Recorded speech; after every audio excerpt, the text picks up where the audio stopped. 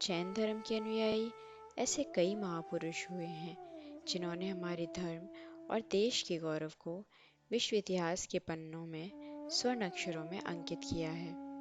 कला, संगीत, विज्ञान, अध्यात्म, गणित, नीति, प्रबंध आदि सभी क्षेत्रों में जैन मनीषियों का योगदान अद्वितीय व अविस्मरणीय है। जैन धर्म की गौरव गाथा। यह सुंदर प्रस्तुति बाल संस्कार पाठशाला नोएडा के छोटे छोटे बच्चों द्वारा की गई है, जो जैन महापुरुषों की गौरवशाली गाथा को संक्षिप्त में दिखाने का एक प्रयास है।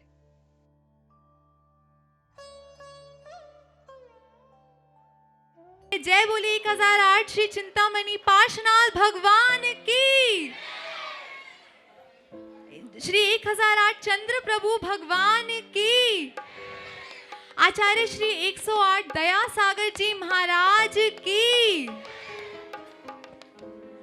आज सत्य ज्ञान ही वास्तव में मोक्ष मार्ग बतलाता है और ज्ञान की प्रथम सीढ़ी पाठशाला है। आज मुझे ये बताते हुए अत्यंत गर्व और हर्ष अनुभव हो रहा है कि हमारे मंदिर जी में चल रही पाठशाला जैन यूथ नोएडा द्वारा संचालित बाल संस्कार पाठशाला पिछले 9 वर्ष से हर साल हर हफ्ते बिना रुके हर हफ्ते ऑनलाइन मोड में चलती जा रही है। इस विशेष उपलब्धि के लिए मैं मंदिर कमेटी, पाठशाला के सारे बच्चे, पाठशाला के बच्चों के पेरेंट्स और पूरी पाठशाला की टीम को बहुत बहुत शुभकामनाएं, बहुत बहुत बधाइयां और बहुत बहुत धन्यवाद। एक बार जोरदार तालियां इस अनुपम उपलब्धि के लिए। हमारी पाठशाला की शुरुआत 2012 में आचार्य 108 श्री वसुनंदी जी महाराज के द्वारा की गई थी और आज हमारी पाठशाला में पूरे 125 बच्चे जुड़े हुए हैं। इस समय हमारी पाठशाला में पूरे 10 बैचेस की हर हफ्ते ऑनलाइन मोड में क्लासेस चलती हैं, जिसमें 3 वर्ष से लेके 18 वर्ष तक के बच्चों को भाग 1 से लेके भाग 7 तक की पढ़ाई करवाई जाती है। इस कोरोना महामारी के कठिन समय में भी हमारी सारी क्लासेस ऑनलाइन मोड में चल रही हैं, जिसमें बहुत मनोरंजक तरीके से बच्चों को जैन धर्म के साथ साथ नैतिक शिक्षा की बातें भी बताई जाती हैं। मैं आप सभी से आज हाथ जोड़कर विनम्र निवेदन करती हूँ कि हमारे समाज में जितने भी बच्चे हैं उन सबको आप पाठशाला से ज़रूर जोड़ें, क्योंकि पूरे हफ्ते में सिर्फ 1 घंटे की ऑनलाइन क्लास अटेंड करने मात्र से ही बच्चों को पाठशाला के थ्रू जैन धर्म की बहुत सारी बातें सीखने को मिलती हैं। आज हमारी पाठशाला के छोटे छोटे बच्चों ने और जैन यूथ नोएडा के मेंबर्स ने आप सबके लिए एक भव्य नाटिका प्रस्तुत करी है, जिसका शीर्षक है जैन धर्म की गौरव गाथा।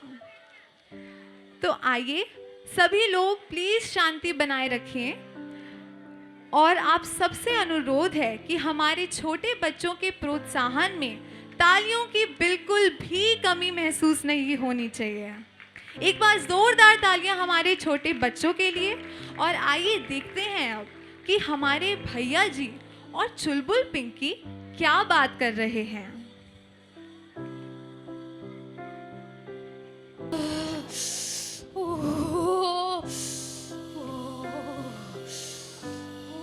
हाय राम, कितनी ठंड है यहाँ।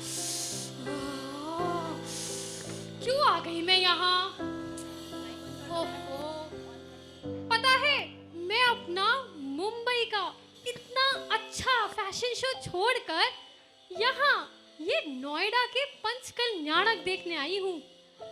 हाँ, जैसे इसे देखने से मेरा तो कोई बहुत बड़ा कल्याण हो जाएगा ना।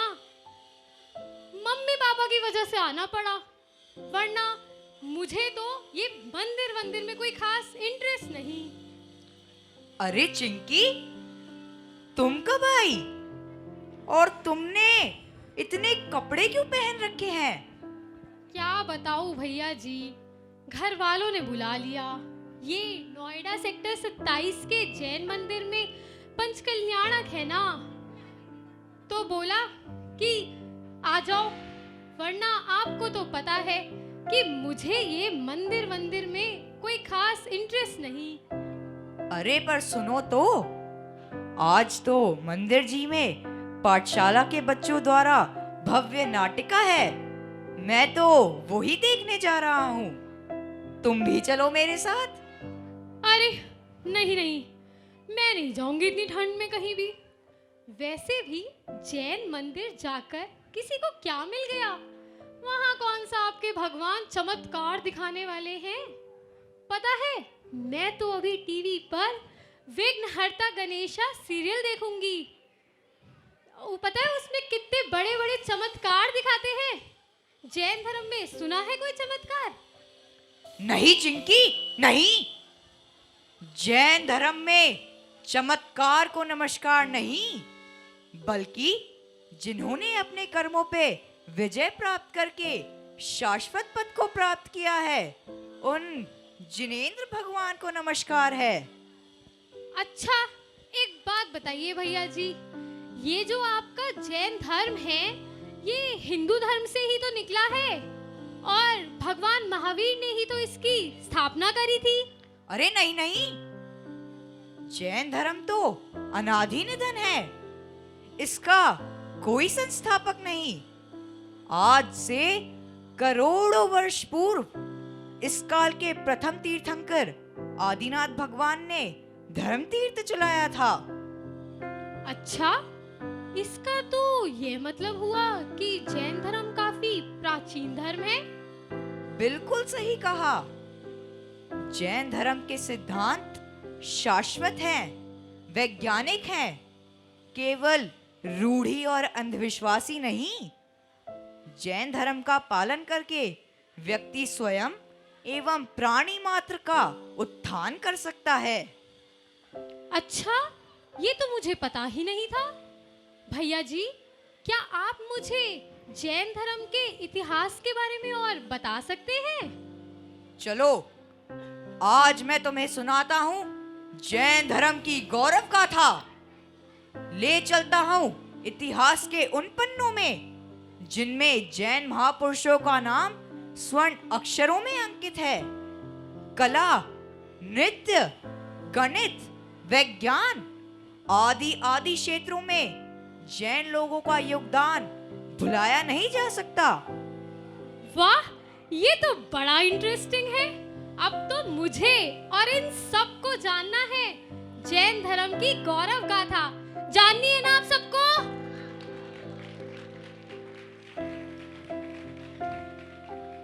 चलो, सबसे पहले चलते हैं आज से करोड़ों वर्ष पूर्व प्रथम तीर्थंकर आदिनाथ भगवान के काल में।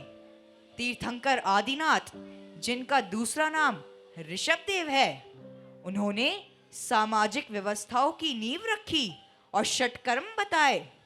और आज भी यह पूरा विश्व उन्हीं सामाजिक व्यवस्थाओं के सूत्रों पर चलता आ रहा है। अच्छा, तो फिर अब तो मैं भी चलती हूँ आपके साथ पाठशाला के उन बच्चों का प्ले देखने।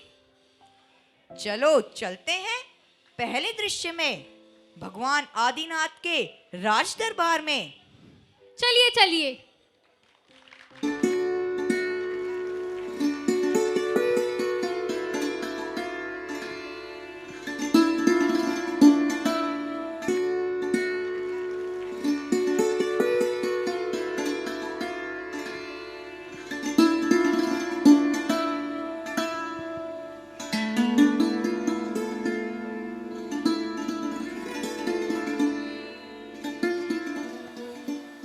ऋषभदेव महाराज की जय।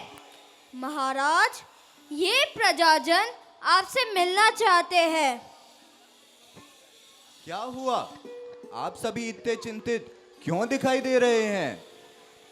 रक्षा करो ऋषभदेव महाराज, रक्षा करो। क्या हुआ प्रजाजनों, सब कुशल मंगल तो है? नहीं महाराज, कल्पवृक्ष जिनसे हमें भोजन, वस्त्र, बर्तन तथा अन्य सामग्री मिलती है, वह सब अब खत्म होते जा रहे हैं। हमें पता नहीं अब अपना जीवन कैसे चलाएं। समाज में अनाचार बढ़ता ही जा रहा है। चारों तरफ भय और दुख का ही माहौल दिखाई दे रहा है। हम क्या करें, आप ही बताइए, आप ही हमारे पालनहारे हैं। आप सभी चिंता ना करें, काल परिवर्तन के कारण यह चौथा काल दुखमा सुखमा का आगमन है। कल्प वृक्ष अब समाप्त हो जाएंगे और हमें कर्म करके ही अपना जीवन यापन करना होगा। महाराज, आप ही बताएं, हमें क्या करना होगा? समाज के सुव्यवस्थित संचालन के लिए षट कर्मों की व्यवस्था स्थापित करनी होगी। ये षट कर्म है असी, मसी, कृषि, विद्या, वाणिज्य और शिल्प। असी और मसी कर्म क्या होता है महाराज? प्रजा की रक्षा करना असी कर्म है। रुपए, पैसे, खर्चा, आमदनी का लेखा जोखा करना मसी कर्म है। महाराज, कृषि, शिल्प और वाणिज्य कर्म का क्या अर्थ है? खेती करना कृषि कर्म है। धोबी, नाई, लोहार, सुनार शिल्प कर्म करेंगे। घी, तेल, धान्य, हीरे मोती आदि वस्तुओं का व्यापार करना वाणिज्य कर्म है। हम सभी आपकी आज्ञा का पालन करेंगे महाराज। ब्राह्मी, सुंदरी, इधर आओ। प्रणाम पिताश्री। प्रणाम पिताश्री। मैं तुम दोनों को अंक और अक्षर की विद्या सिखाऊंगा, जिससे इस संसार में ज्ञान का प्रचार प्रसार हो सकेगा। जो आज्ञा पिताश्री। महान है ऋषभदेव महाराज, जिन्होंने इस कर्म भूमि को सुचारू रूप से चलाने के लिए सामाजिक व्यवस्था की स्थापना की और इस विश्व को अंक और अक्षर का ज्ञान दिया। बोलिए ऋषभदेव महाराज की जय, जैन धर्म की जय।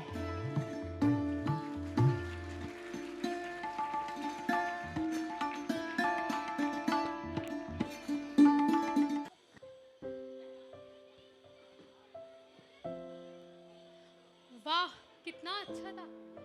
नहीं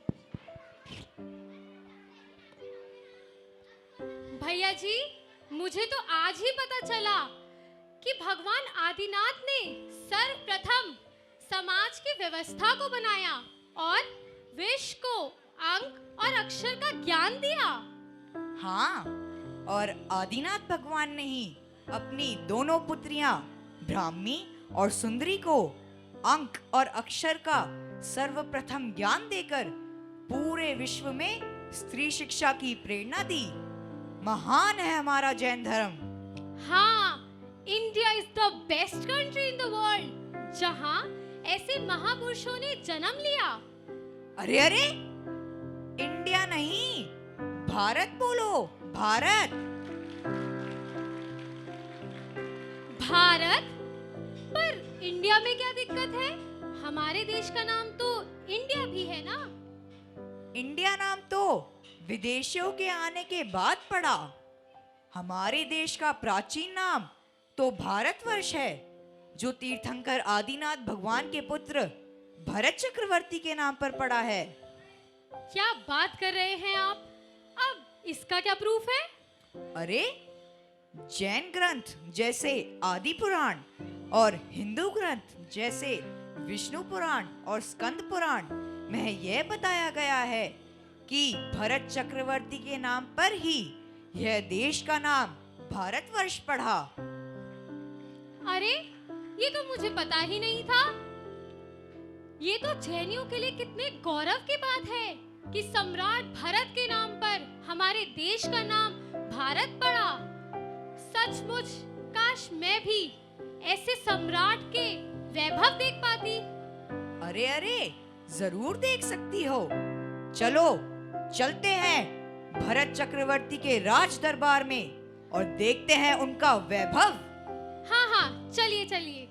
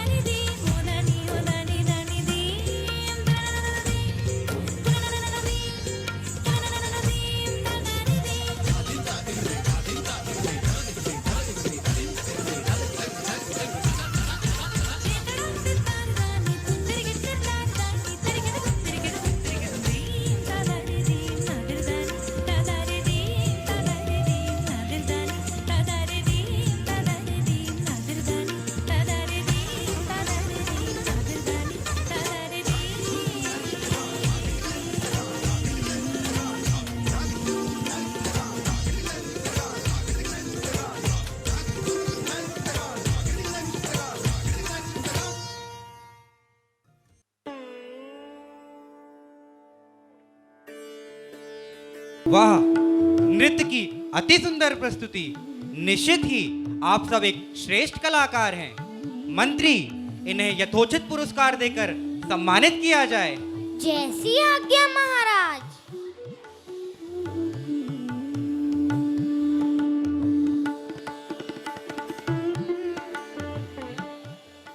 हम धन्य हुए महाराज।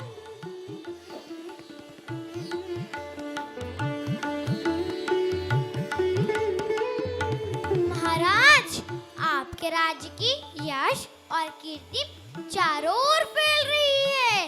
इस राज्यसभा में बड़े बड़े वैद्य, ज्योतिषी, गायक, पंडित, साहित्यकार सभी आपकी सेवा में उपस्थित हैं। हम सभी श्रेष्ठ साहित्यकारों और कलाकारों के मुख से कुछ ज्ञान और नीति की बातें सुनना चाहेंगे। महाराज भरत, एक श्रेष्ठ राजा को अपनी प्रजा का हितैषी रहना चाहिए। धर्म और नीति पूर्वक राज्य का पालन करना चाहिए। वाह, हम सदैव ही अपने प्रजा का हित का कार्य करेंगे। राजन, विज्ञान दो प्रकार का होता है, एक बाह्य विज्ञान और दूसरा अंतरंग विज्ञान। बाह्य विषयों को जानना बाह्य विज्ञान है और अपनी आत्मा को जानना अंतरंग विज्ञान है। बहुत ही सुंदर वचन कहे आपने। निश्चित ही हमारे राज्य में महान कलाकार और साहित्यकार हैं। महाराज, आज 3 शुभ सूचनाएं मिली हैं। मंत्री, वो 3 सूचनाएं क्या हैं? महाराज, पहली सूचना यह है कि प्रथम तीर्थंकर आदिनाथ भगवान को केवल ज्ञान की प्राप्ति हुई है। वाह, आज का दिन तो अत्यंत शुभ है। प्रथम तीर्थंकर आदिनाथ भगवान की जय हो। आज आदिनाथ भगवान का पूजन हम अष्ट द्रव्यों से करेंगे। मंत्री, बाकी 2 सूचनाएं क्या हैं? महाराज, दूसरी शुभ सूचना यह है कि हमारे शस्त्र आलय में दिव्य चक्ररत्न प्रकट हुआ है और तीसरी शुभ सूचना यह है कि आपको पुत्र रत्न की प्राप्ति हुई है। मंत्री, हमारा पुत्र अर्क कीर्ति के नाम से जाना जाएगा। आज आदि प्रभु के पूजन के बाद हम अपनी समस्त सेना लेकर दिग्विजय के लिए निकलेंगे। इसकी तैयारियां की जाए और सभी को सूचित किया जाए। जैसी आज्ञा महाराज। धन्य है हमारे देश का गौरव, चक्रवर्ती सम्राट भरत, जिनके नाम से हमारा देश भारत वर्ष कहलाता है। बोलिए चक्रवर्ती सम्राट भरत की जय, जैन धर्म की जय।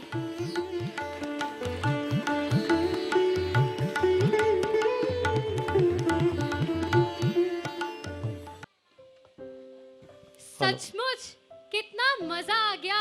इतने छोटे बच्चों ने कितना अच्छा डांस किया और दरबार का दृश्य तो कितना सुंदर था। सही कहा। भरत चक्रवर्ती के पास इतना वैभव होते हुए भी उन्होंने आयु की अंत में जिन दीक्षा ली और वह मोक्ष गए। बोलिए भगवान भरत की जय। आज से मैं गर्व से अपने देश का नाम भारत ही बोलूंगी, इंडिया नहीं। अच्छा चिंकी, क्या तुम्हें पता है कि सम्राट चंद्रगुप्त मौर्य कौन थे?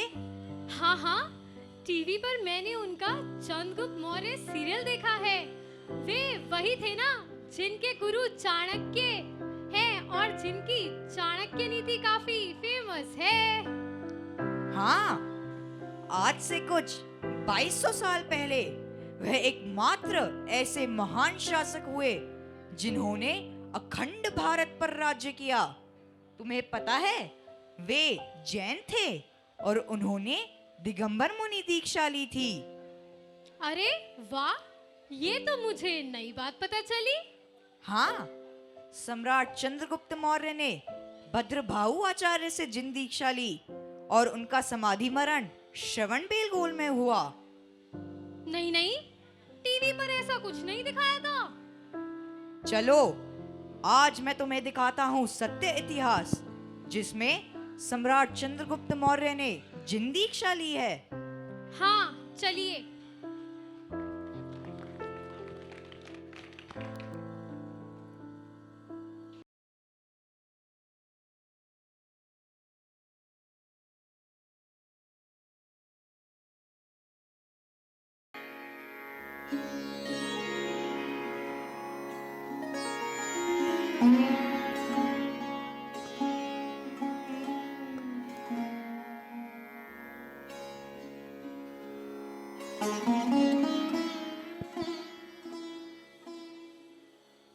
अंतिम श्रुत केवली महासंगनायक आचार्य भद्रबाहु सदा जयवंत रहें। कोटि कोटि नमोस्तु गुरुदेव। कल्याण हो सम्राट चंद्रगुप्त। महाराज, मैंने पिछली रात्रि के अंतिम प्रहर में एक के बाद एक 16 स्वप्न देखे हैं। आप जैसा आत्मज्ञानी, ज्योतिषशास्त्र में निपुण और करुणावान इस धरा पर और कोई नहीं है। आप कृपया करके मुझे इन सपनों के अर्थ बताइए। आगे पंचम काल प्रवर्तन है, आपने उसी को अपने स्वप्न में देखा है सम्राट। आगे क्या क्या होने वाला है? आगे भीषण अकाल पड़ेगा, जैन धर्म के कई मिथ्या मत हो जाएंगे, राजा प्रजा का शोषण करेगा, शक्ति और बुद्धि हीन होती जाएगी। आगे आने वाला समय बहुत कठिन होगा सम्राट। अहो, भविष्य में ये कैसे कैसे परिवर्तन होने वाले हैं? अगर मैं नहीं रहूंगा तो क्या मेरे राज्य का संचालन हो पाएगा? क्या मेरा राज्य शत्रुओं से सुरक्षित रह पाएगा? पंचम काल के ये परिवर्तन सुनिश्चित है। सृष्टि में सभी कुछ अपने अपने कर्मों के द्वारा स्वचालित है। किसी के रहने ना रहने से ये संसार नहीं रुकता वत्स। स्वामी, मैं चंद्रगुप्त मौर्य, जिसने अखंड भारत पर राज्य किया है, आज इन सपनों के अर्थ जानकर काल चक्र के आगे हारा हुआ महसूस कर रहा हूँ। स्वामी, कृपया बताएं कि सच्ची विजय कौन सी है? सम्राट, अपने कर्मों पर विजय पाना ही सच्ची विजय है। अपनी आत्मा का कल्याण कर मोक्ष पद को प्राप्त करना ही जीवन की सच्ची उपलब्धि है। मुनिराज, मैं जानना चाहता हूँ कि सत्य क्या है? वत्स, आत्मा का शुद्ध स्वरूप ही सत्य है, उसको पाना ही जीवन का लक्ष्य होना चाहिए। आप सत्य कह रहे हैं महाराज। मुझे भी दिगंबरत्व को अंगीकार कर मुनि दीक्षा धारण कर लेनी चाहिए। महाराज, आप यह क्या कह रहे हैं? आप ही वह महान सम्राट हैं जिन्होंने पूरे अखंड भारत पर राज्य किया। इतिहास में आपका नाम स्वर्ण अक्षरों में अंकित होगा। आप इतना बड़ा राज्य और वैभव छोड़कर कैसे जा सकते हैं? तीर्थंकर, चक्रवर्ती, कामदेव आदि वैभवशाली राजा भी सब कुछ छोड़कर अपने आत्मकल्याण के मार्ग पर चले गए। मेरे गुरु चाणक्य ने भी जिन दीक्षा ले समाधि मरण प्राप्त किया। यह संसार क्षणभंगुर है। मुझे भी अपने जीवन का आत्मकल्याण कर लेना चाहिए।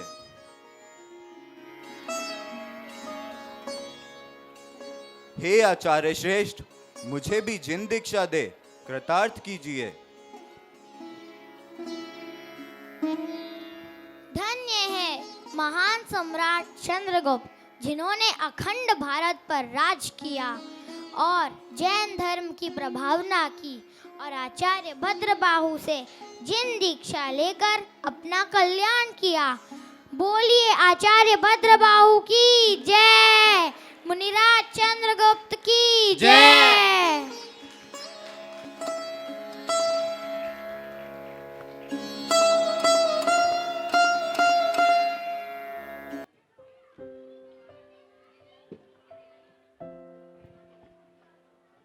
वाह, वैराग्य का इतना सुंदर दृश्य देखकर मन खुश हो गया।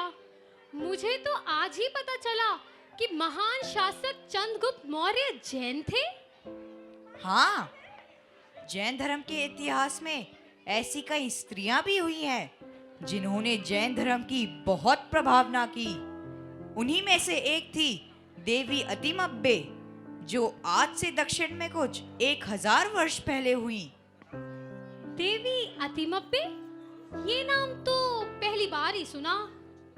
अरे, अत्तिमब्बे के नाम पर तो कर्नाटक की सरकार साहित्य के क्षेत्र में महिलाओं को एक पुरस्कार भी देती है, जिसका नाम है दान चिंतामणि अत्तिमब्बे अवार्ड। अरे वाह, ये तो बहुत अच्छी बात है। लेकिन ऐसा क्या अद्भुत कार्य किया देवी अतिमब्बे ने? देवी अत्तिमब्बे सचमुच दान चिंतामणि थी। उन्होंने कई जिन मंदिर बनवाए और शास्त्र लिखवाकर घर घर बंटवाए। गरीबों में गायें, धन, वस्त्र आदि का दान जीवन भर दिया। उनके जैसी कोई दूसरी दानी नहीं।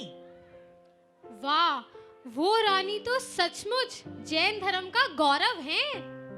चलो, ले चलता हूँ तुम्हें मैं अगले दृश्य में, जहाँ देवी अत्तिमब्बे दान दे रही हैं। हाँ हाँ, चलिए।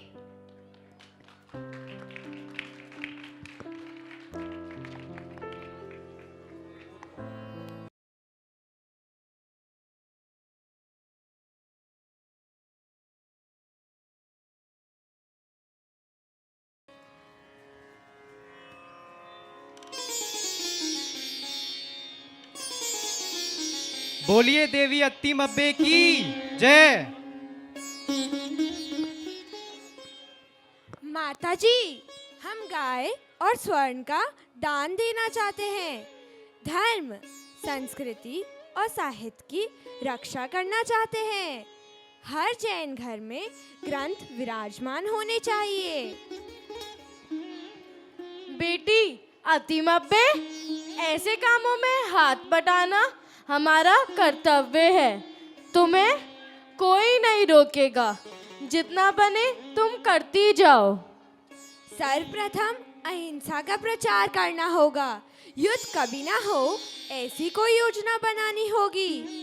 जो उजड़ चुके हैं उन्हें बसाना होगा। फिर धर्म, संस्कृति और साहित्य की रक्षा करें तो ना जाने कितना धन लगेगा माता जी।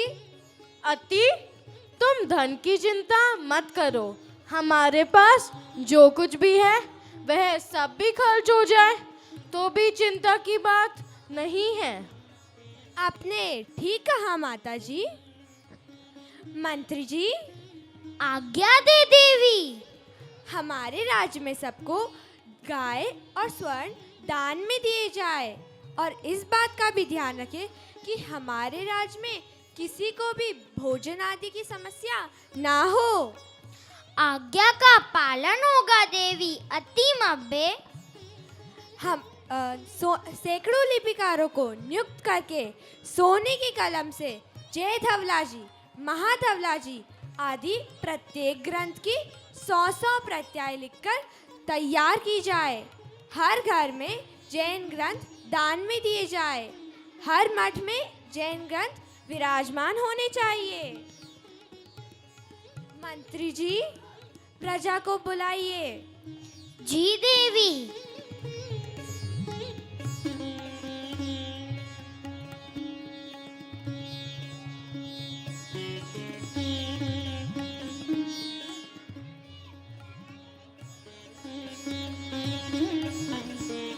आपने हमें बुलाया देवी?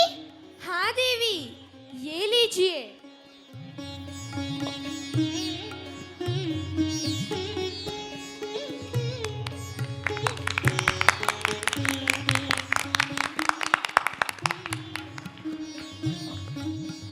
ये पवित्र ग्रंथ हमारी तरफ से तुम दोनों को भेंट है। हम धन्य हुए देवी। तुम दोनों एक आदर्श जीवन बिताओ। हर रोज जिनेंद्र भगवान की पूजा करो और इस ग्रंथ का स्वाध्याय करना। आप तो दान चिंतामणि है देवी। आपके जैसा स्त्री रत्न दूसरा कोई नहीं। मैं तो बस जिन धर्म की सेविका हूँ। अच्छा, एक और बात सुनो। जब कभी भी अपने जीवन काल में थोड़ा सा समय मिले तो किसी भी एक ग्रंथ की 5 प्रत्यय लिखकर दान में देना। यही आश्वासन मैं तुम लोगों से चाहती हूँ। हम ऐसा ही करेंगे देवी। धन्य है दक्षिण की देवी अति मब्बे, जिन्होंने अपना सब कुछ दान देकर जन जन की सेवा करी और जिनागम को घर घर में पहुंचाकर जैन धर्म की प्रभावना की। बोलिए दान चिंतामणि महारानी अति मब्बे की जय। जैन धर्म की जय। बोलो महाधर्म दान धर्म की जय।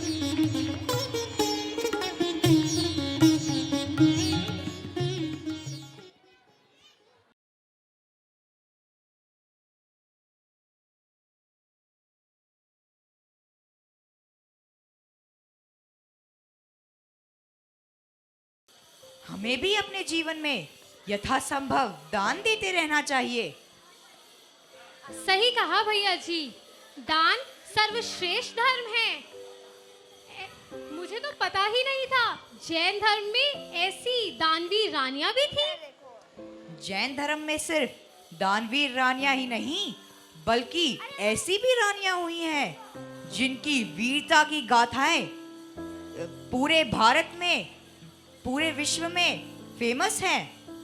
और अब मैं तुम्हें एक ऐसी जैन रानी के बारे में बताऊंगा जिन्होंने कई बार विदेशी पुर्तगालियों से युद्ध लड़कर हमारे देश की रक्षा की। अच्छा, तो क्या नाम है उन रानी का? उन रानी का नाम है रानी अबक्का। वह अत्यंत वीर स्वतंत्रता संग्रामी थी और जैन धर्म में उनकी बहुत श्रद्धा थी। अच्छा, तो क्या थी रानी अबक्का की वीर गाथा? चलो ले चलता हूं मैं तुम्हें अगले दृश्य की ओर, जहां रानी अबक्का और पुर्तगालियों का घमासान युद्ध हो रहा है। हाँ, चलिए।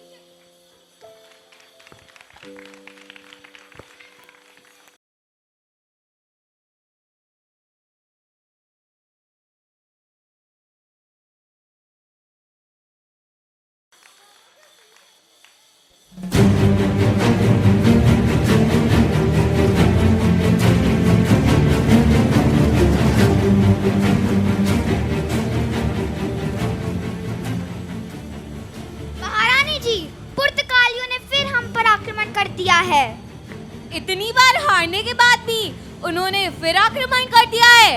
अब तो उन्हें सबक सिखाना ही होगा। लगता है इस बार भी ये पुर्तगाली हमसे हार कर ही जाएंगे। हमारे राज उल्लाल पर ये विदेशी कभी राज नहीं कर पाएंगे।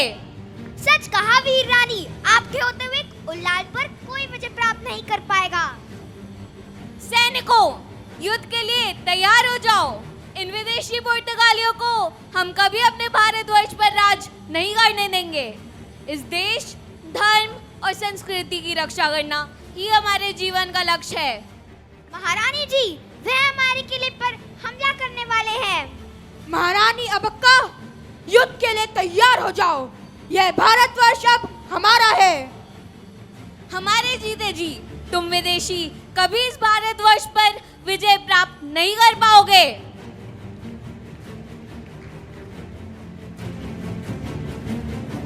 बड़े आश्चर्य की बात है कि इस देश में नारियां भी युद्ध करती हैं, और वो भी जैन धर्म को मानने वाली रानी।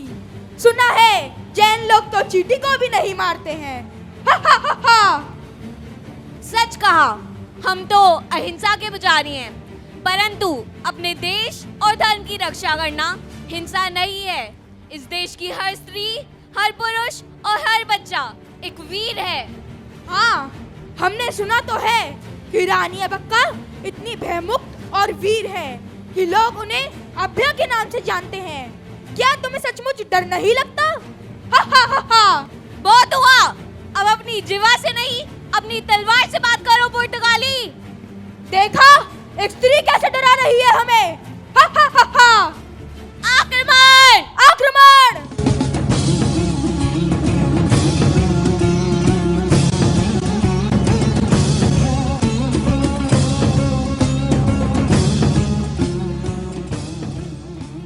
अरे, मेरे सारे सैनिक तो परास्त हो गए। मैं तुम्हें नहीं छोड़ूंगा महारानी अबक्का।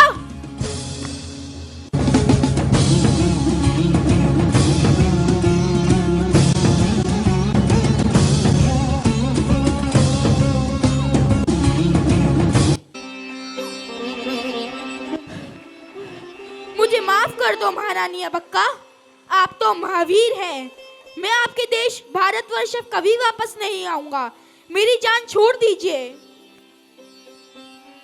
पुर्तगाली, फिर कभी इस भारतवर्ष पर आंख नहीं उठाना, वरना अंजाम ठीक नहीं होगा। जाओ, मैंने तुम्हें जीवन दान दिया।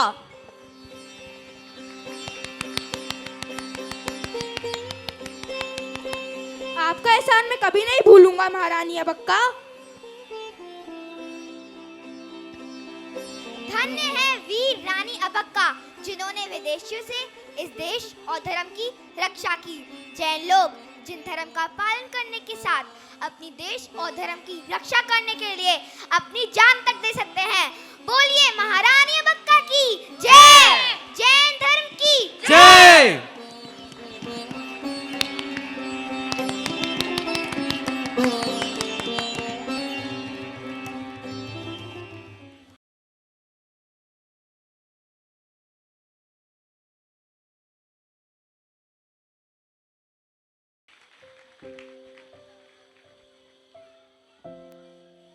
वाह, मजा ही आ गया वीर रानी अबक्का की बहादुरी देखकर।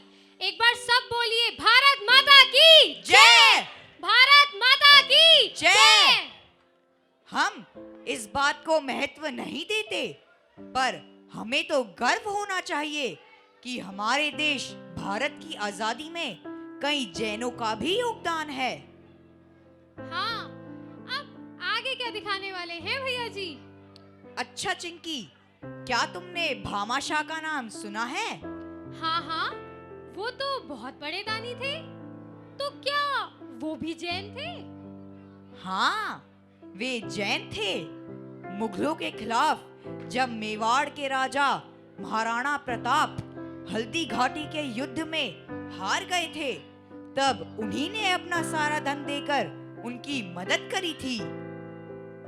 अच्छा, ये तो जैनियों के लिए कितने गौरव की बात है। हाँ, और उसी धन से महाराणा प्रताप ने अपनी सेना दोबारा तैयार कर मुगलों से युद्ध लड़ा और मेवाड़ वापस ले लिया। यह देश भामाशाह के इस दान को कभी नहीं भुला सकता। उन्हें दानवीर भामाशाह के नाम से भी जाना जाता है। अच्छा, तो फिर मुझे भी बताइए ना दानवीर भामाशाह की कहानी। चलो चलते हैं जंगल के दृश्य में, जहां हल्दी घाटी के युद्ध में हारे हुए महाराणा प्रताप अपने परिवार सहित भटक रहे हैं। चलिए चलिए।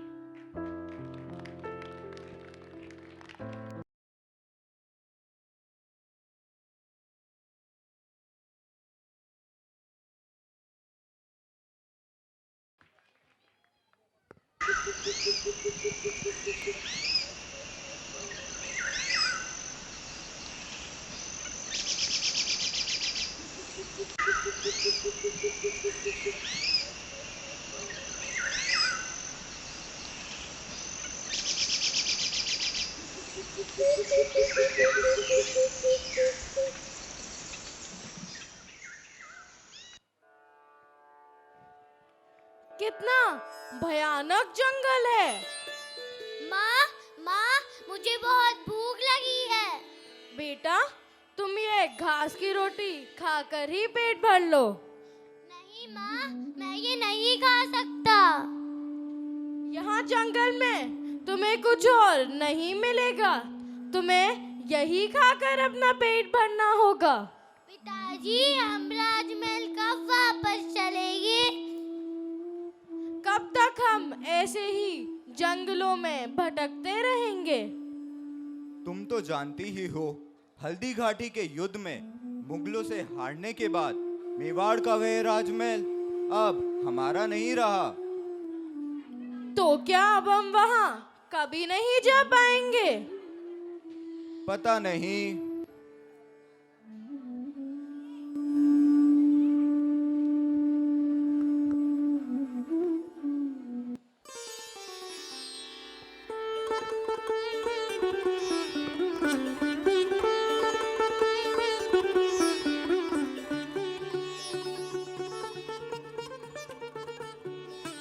मेवाड़ के महाराज महाराणा प्रताप की जय हो। अरे भामाशाह, आप यहाँ कैसे? महाराज, भामाशाह के होते हुए आप इस जंगल में नहीं रहेंगे। हल्दी घाटी के युद्ध में हमारा सब कुछ लुट गया है। हम अपना मेवाड़ फिर से पाना चाहते हैं, अपनी सेना खड़ी करके। महाराज, आप निराश ना हो। मेरी धन संपत्ति सब आप ही को समर्पित है। जैन धर्म तो अहिंसा और अपरिग्रह का संदेश देता है। मैं इस धनराशि का त्याग करता हूँ। सैनिक, महाराज, आप इसे स्वीकार करें।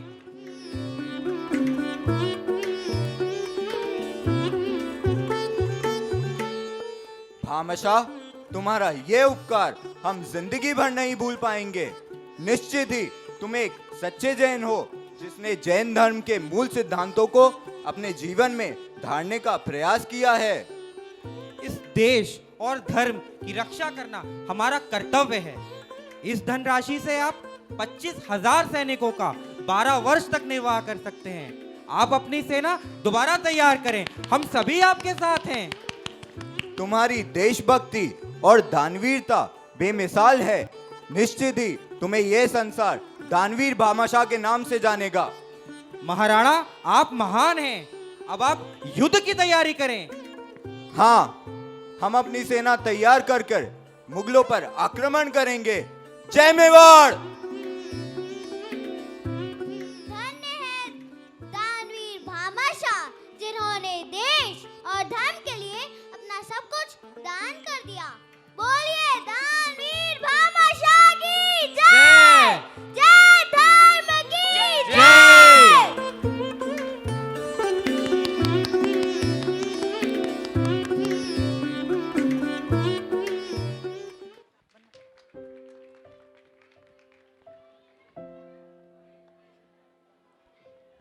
चिंकी, क्या तुम कर्नाटक में हेलीबेड और बेलूर गई हो?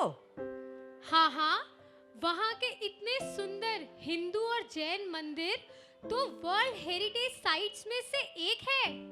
तो क्या वहाँ से भी जैन धर्म की गौरव गाथा जुड़ी है? हाँ, 12वीं शताब्दी में बने ये जैन मंदिर जैन रानी पटमहादेवी शांतला ने बनवाए थे। अरे रानी शांतला, अब ये कौन है? रानी शांतला अत्यंत वीर थी और एक कुशल योद्धा थी। वह अपने राज्य का संचालन स्वयं करती थी। वाह, वो रानी इतनी वीर थी। इतना ही नहीं, वह पाक कला में निपुण थी, गायन और भरतनाट्यम नृत्य में प्रवीण थी। जैन धर्म में उनकी बहुत श्रद्धा थी। उनके जैसी कोई दूसरी रानी नहीं। अच्छा, रानी शांतला युद्ध लड़ने के साथ साथ इतनी अच्छी नृत्य कला भी जानती थी। काश मैं भी उनका ये नृत्य देख पाती। अरे जरूर देख सकती हो। चलो चलते हैं अगले दृश्य में रानी शांतला का नृत्य देखने। हाँ हाँ, चलिए चलिए।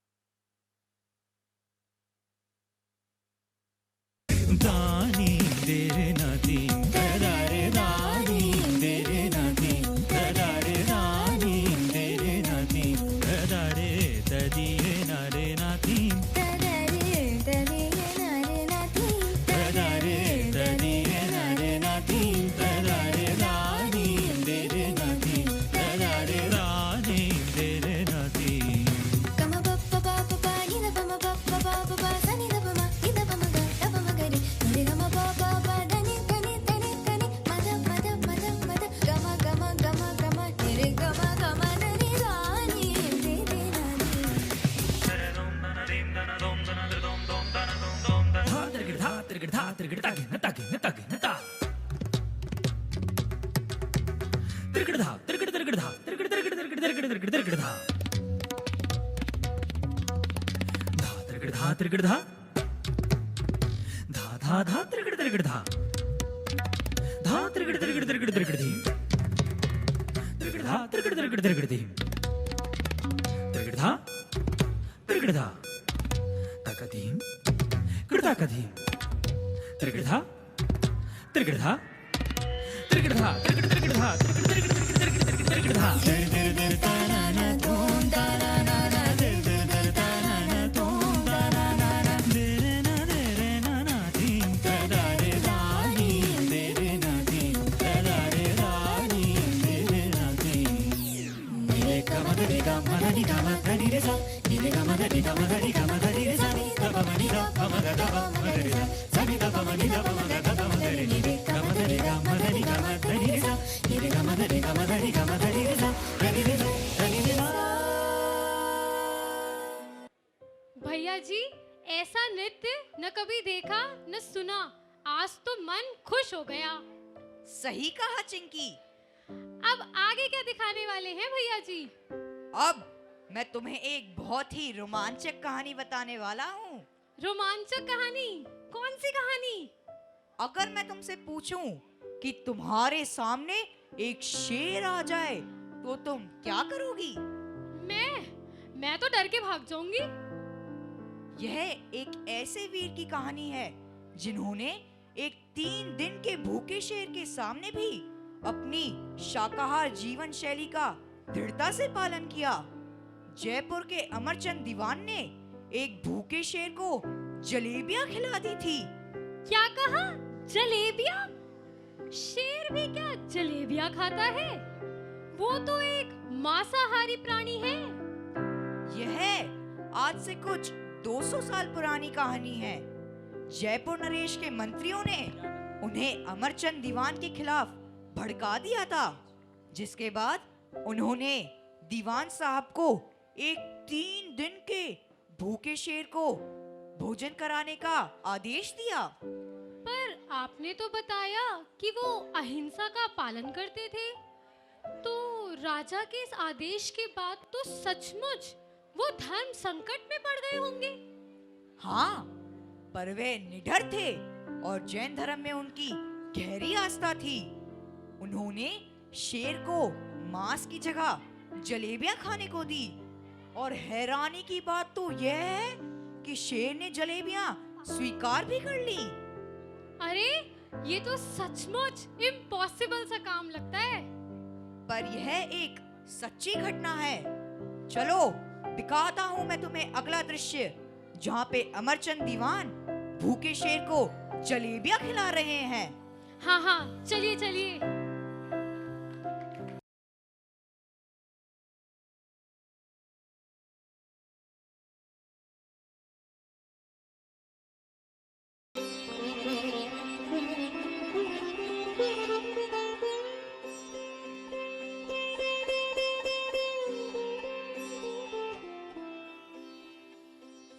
अरे देखो, ये तो अमरचंद दीवान है।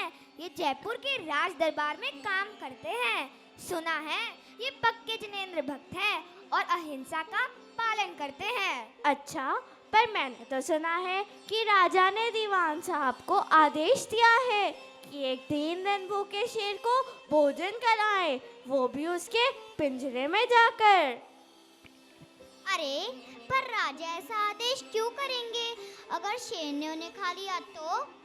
ऐसा सुना है कि राजा के मंत्रियों ने उन्हें अमरचंद दीवान के खिलाफ भड़काया है, इसीलिए राजा ने ऐसा आदेश दिया है। अच्छा, ओह, ये तो बहुत ही बुरा हुआ। अब दीवान साहब अपने अहिंसा के नियम का पालन कैसे करेंगे? क्या वो शेर को मांस खिलाएंगे? वे तो संकट की घड़ी में फंस गए हैं। चलो देखते हैं कि आज राजा के दरबार में अमरचंद दीवान के खिलाफ क्या होता है। हाँ चलो।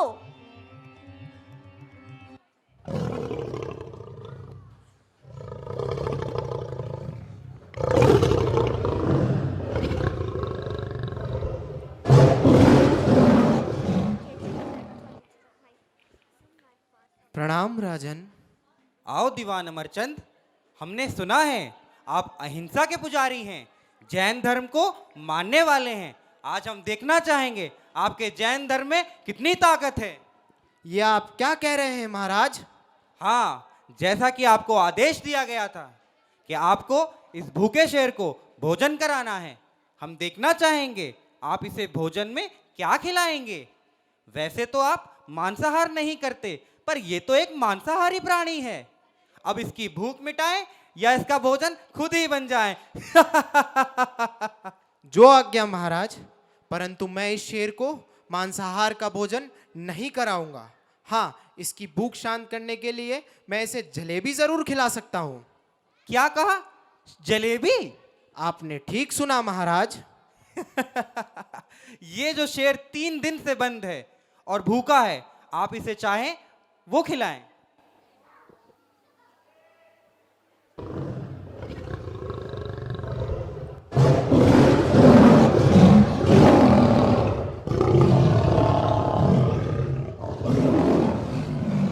अरे देखो, ये शेर तो भूखा और कितना दहाड़ रहा है।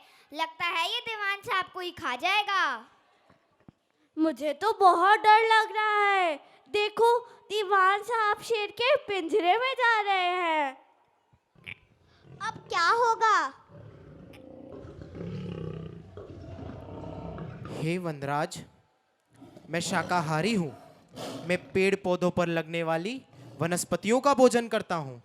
मैंने अपने जीवन में कभी किसी जीव को नुकसान नहीं पहुँचाया, परंतु आप दूसरे जीवों को मारकर उनका भोजन खाते हैं। मैं आपको वो भोजन नहीं खिला सकता।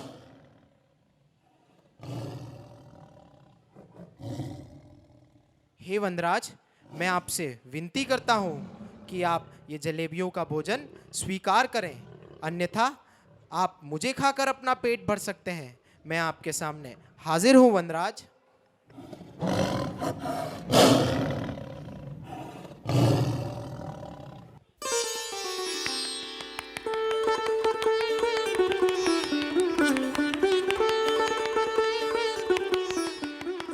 अरे ये क्या? ये तो चमत्कार हो गया। शेर जलेबी खा रहा है। धन्य है दीवान साहब और अहिंसामय जैन धर्म की महिमा। हे वनराज, आज आपने जलेबियां खाकर हमारी लाज रख ली। अहिंसामय जैन धर्म सदा जयवंत रहे। बोलो जैन धर्म की जय। अहिंसा परमो धर्म की जय। सचमुच विश्वास नहीं होता, एक शेर ने जलेबियां खा ली। आपकी जैन धर्म में दृढ़ श्रद्धा देखकर हम बहुत प्रभावित हुए। आज से हम भी आजीवन मांसाहार का त्याग करते हैं।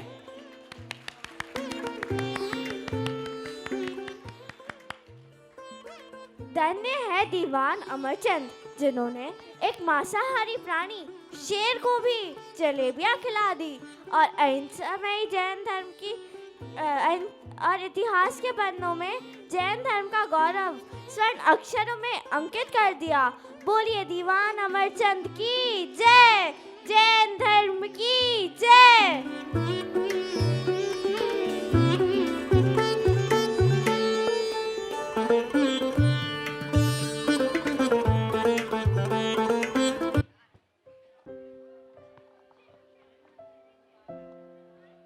सचमुच मजा आ गया। शेर की दहाड़ कितनी मस्त थी। सही कहा चिंकी। अच्छा भैया जी, अब आगे क्या दिखाएंगे? चलो अब चलते हैं कर्नाटक में स्थित श्रवणबेलगोल, जहां पर बाहुबली भगवान की 57 फीट ऊंची विश्व प्रसिद्ध मूर्ति है। वहां पर देश विदेश से लोग दर्शन करने आते हैं। अच्छा भैया जी। यह विश्व प्रसिद्ध मूर्ति चामुंड राय ने बनवाई थी, जो जिनेंद्र भगवान में अटूट श्रद्धा रखते थे। अपनी माँ की इच्छा पूरी करने के लिए उन्होंने इस मूर्ति का निर्माण करवाया और शिल्पकार को पहाड़ से काटे हुए पत्थर बराबर स्वर्ण दान में दिया। अरे इतना सारा स्वर्ण का दान! इतना ही नहीं, मूर्ति का निर्माण पूरा होने के बाद उसके पंच कल्याणक भी हुए और बाहुबली भगवान का अभिषेक हुआ। चामुंड राय को घमंड आ गया था, जिसके कारण जल की धारा चरणों तक नहीं पहुंच पा रही थी। अच्छा, तो फिर अभिषेक कैसे पूर्ण हुआ? चलो यही जानने के लिए चलते हैं बाहुबली भगवान के महामस्तका अभिषेक के उस अद्भुत दृश्य में। चलिए।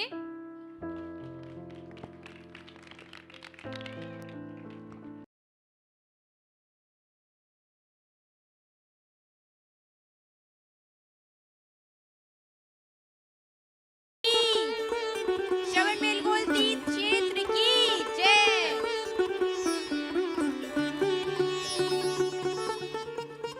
क्या तुमने सुना है कि कर्नाटक के श्रवणबेलगोल नगर के विंध्यगिरी पर्वत पर महामाते चामुंड राय ने बाहुबली भगवान की अत्यंत सुंदर प्रतिमा का निर्माण कराया है। हाँ, बाहुबली भगवान की उस जैसी सुंदर प्रतिमा पूरे विश्व में कोई दूसरी नहीं है। और जितना भी पत्थर मूर्ति के निर्माण में पर्वत से झरा है, उतना ही सोना महामाते चामुंड राय ने शिल्पकार को न्यौछावर रूप में दिया है। सचमुच वे महान दानी है। हाँ, उसका प्रतिष्ठा महोत्सव और मस्तका अभिषेक महान आचार्य श्री नेमिचंद्र के सानिध्य में होने जा रहा है। हाँ, महामस्तका अभिषेक के लिए दूर दूर से लोग आ रहे हैं और एक भव्य समारोह का आयोजन किया गया है। हम सभी को भी उसमें सम्मिलित होना चाहिए। हाँ, उस अनुपम मूर्ति के दर्शन करने हमें अवश्य जाना चाहिए।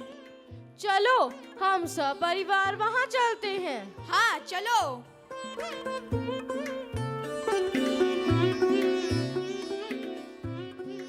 अद्भुत मूर्ति है। इस मनोरम मुख मुद्रा से नजर ही नहीं हटती। दादी दादी, ये कितने सुंदर भगवान है। इन्हें हम अपने घर ले चले ना। पुत्र, भगवान तो अपने घर में विराजमान है। अब हम सभी को भी अपने घर मोक्ष को पाना है। बोलिए आदिनाथ भगवान की जय, बाहुबली भगवान की जय। आइए हम सब मिलकर बाहुबली भगवान की स्तुति करते हैं। तज अंबर तल स्थित हो, दिग अंबर नहीं भीत रहे। अंबर आदि विषयन से अति विरत रहे, भव भीत रहे। सर्पादिक से घिरे हुए पर अकंप निश्चल शैल रहे।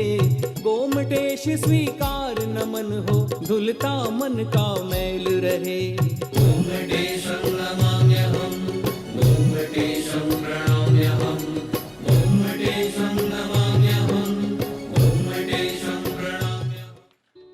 महामस्तिका अभिषेक समारोह की शुरुआत होने जा रही है।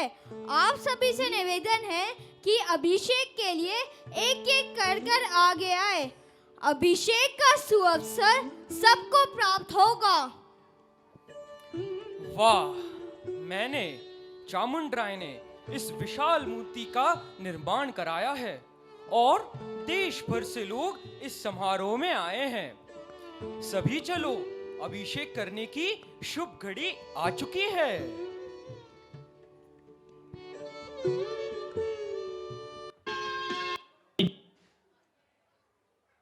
मस्तकाभिषेक। बोलिए बाहुबली भगवान की जय।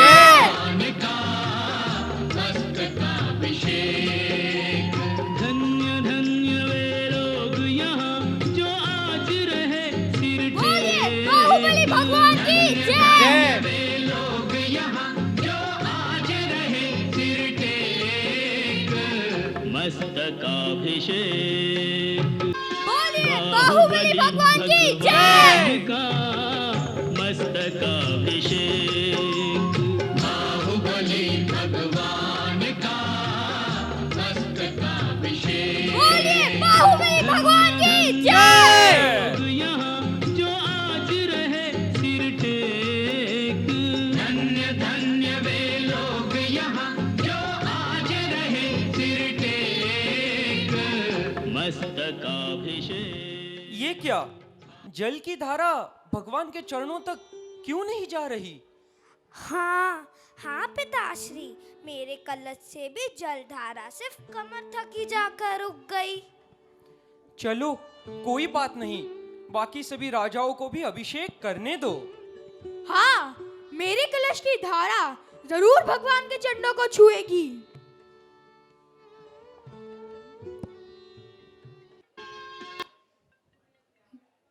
बोलिए बाहुबली भगवान की जय। बाहुबली भगवान का मस्तकाभिषेक। ये क्या, जल की धारा तो कंधे तक ही रह गई। हे प्रभु, ये क्या हो रहा है? भगवान का अभिषेक पूर्ण कैसे होगा? यह अभिषेक अवश्य पूर्ण होगा पिताश्री, आप चिंता ना करिए। देवी, अब तुम ही इस भीड़ से उस पुण्यशाली को ढूंढ निकालो जो भगवान के अभिषेक को पूर्ण कर सके। हाँ स्वामी, मैं उस पुण्यशाली जीव को अभी ढूंढती हूँ।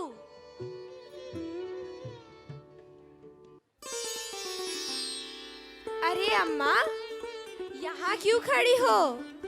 तुमने अभिषेक कर लिया? नहीं बेटा, मुझे तो कोई अंदर जाने ही नहीं दे रहा। शायद ठीक भी है, ना ही मेरे पास अच्छे कपड़े हैं और मेरा यह कलश भी बहुत छोटा है। उदास ना हो अजी, अभिषेक करने का मौका सबको मिलेगा। मैं महामाते से निवेदन करूंगी कि मुझे मस्तक का ना सही तो चरणों का ही अभिषेक करने दे।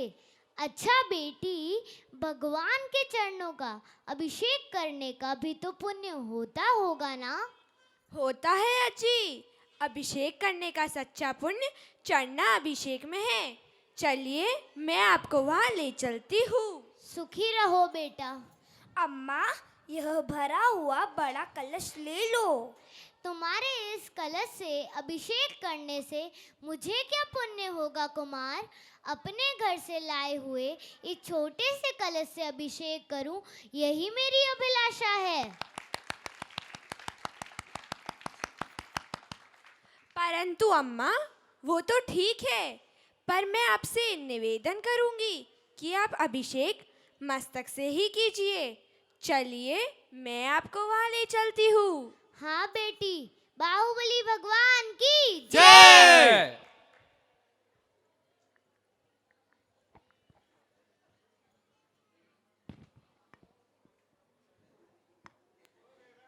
अरे, इतने छोटे से कलश से कैसे अभिषेक होगा? सचमुच, क्या इस छोटी सी गुल्लिका से जल की धारा भगवान के चरणों तक पहुंच पाएगी? बोलिए बाहुबली भगवान की बाहुबली भगवान का मस्तकाभिषेक, बाहुबली भगवान का मस्तकाभिषेक। धन्य धन्य वे लोग यहाँ जो आज रहे सिर टेक, धन्य धन्य वे।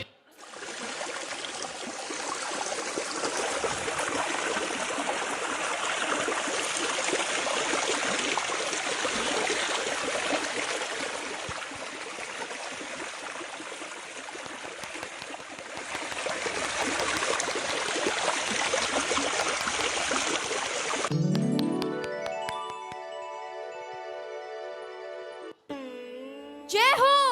अभिषेक की धारा तो चरणों तक आ गई। अरे, ये तो चमत्कार हो गया। अभिषेक की धारा तो भगवान के चरणों तक पहुंच गई और इतना बड़ा सरोवर बन गया। ये तो हम सभी का सौभाग्य था कि गुल्लिका अज्जी के पवित्र भावों से आज ये अभिषेक पूर्ण हुआ।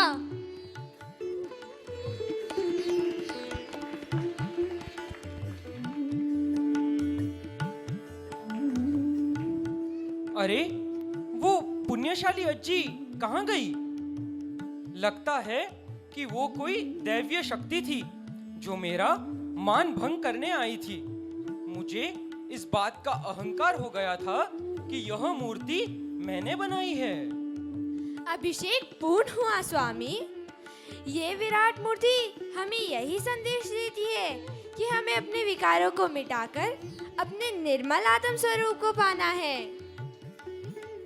सच कहा, यह धन, वैभव, भोग विलास और जीवन सब नश्वर है। अब मैं यहाँ और नहीं रहना चाहता।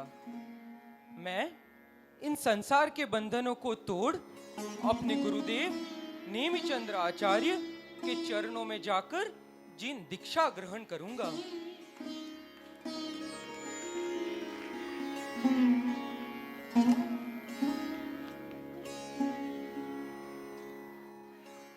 धन्य है महामाते चामुंडराय, जिन्होंने बाहुबली भगवान की इतनी सुंदर और विशाल मूर्ति का निर्माण कराया और फिर जिन दीक्षा लेकर अपना मानव जीवन सार्थक किया। बोलिए बाहुबली भगवान की जय, चामुंडराय मुनिराज की जय, जैन धर्म की जय।